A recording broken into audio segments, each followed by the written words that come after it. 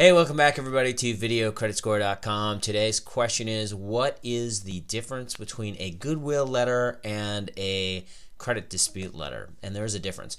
You're going to want to use a credit dispute letter when you're disputing an inaccuracy that's on your report. Now, we talk about one of our lessons in a PIRG study that there are almost 25% of all reports have inaccuracies that are score impacting. So that's what you want to do for that. Now, there's something called a Goodwill letter, which you may or may not know about. And this is asking the company, the credit grantor, this is not something you do with the credit report agencies.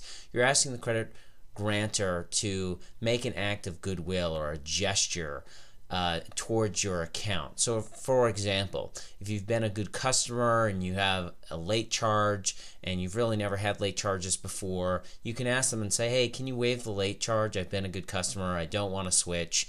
And they may or may not do this for you. So there are four things to really think about in terms of whether or not a goodwill approach is right for you. The first is, how long have you had the account? The longer you've had the account, the more success you're going to have. Second one is, what's the length of time that's passed since you've actually had the thing that you would like to see addressed? So the longer time that goes by that you've actually been a good customer, that's really good. And that brings us to the third point, which is, how have you maintained the account? It's no good to ask for an act of goodwill on something that happened 3 years ago if since then you've had a bunch of late fees. The company's probably not going to help you out. The final thing is, have you asked for an act of goodwill before?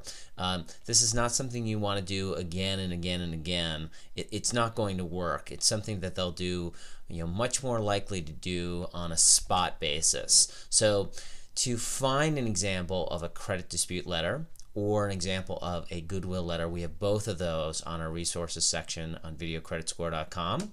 And if you want to learn more about credit scoring in general, watch our other lessons or our other Q&As, come to videocreditscore.com. Remember, everyone's situation is different. Be sure to contact a financial advisor or a credit counseling professional before making important financial decisions. This video broadcast is for educational purposes and not a substitute for receiving personalized professional advice.